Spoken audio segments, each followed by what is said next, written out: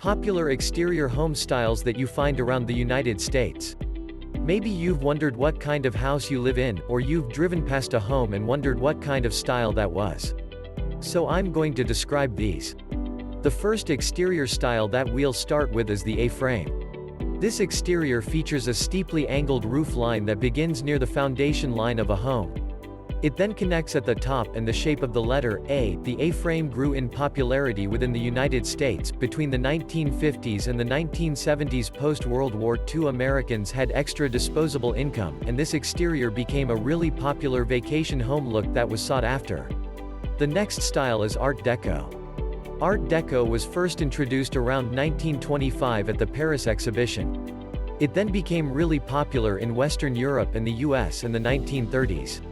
The idea behind it was to create a sleek elegance that symbolizes wealth and sophistication. These homes can be characterized by their flat roofs, metal window casements, smooth stucco walls and rounded corners. Third up is the bungalow style. One of the main identifiers of this style is how many levels the house has. The bungalow-style house usually has one full-sized finished main level, and we'll also have a partial second level built into a sloped roof.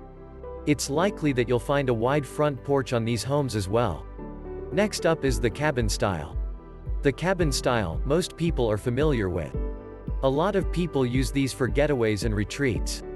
There are two main traits which people will normally recognize in this style. One is that the home is built of natural materials, typically wood logs. And the second is that these houses are located in remote areas. Cabins are considered more as a temporary shelter in the wild than they are for permanent habitation. Next is carriage house. The original intention of carriage houses was to house horse carriages, as well as the horses. When that type of transportation was popular in the United States, these facilities were more like barns and they were separate from a family's main house. As time went on and people began driving cars, these dwellings were converted into living spaces though. Original conversion still exists. Many modern carriage homes just use the architectural style of their predecessors and obviously never stored horse carriages. The next style is the coastal exterior style. These houses are beachy in nature. It feels like summer all year round inside the home and outside the home. They have open floor plans, lots of natural light, and are accented with soft tones and clean aesthetics. It's often that you'll find these houses raised slightly above ground level to prevent flooding. The colonial style. This is one of the most popular styles in the United States. When people do not know what type of home they live in, they usually say colonial, and 70% of the time they're right. Originating in Europe, colonists of the 1700s began building what they knew in America. The homes are characterized by being rectangular and symmetrical, an entry door in the front middle of the home, medium-pitched roofs and an even number of windows on each side of the front door. Number 8 is the contemporary style.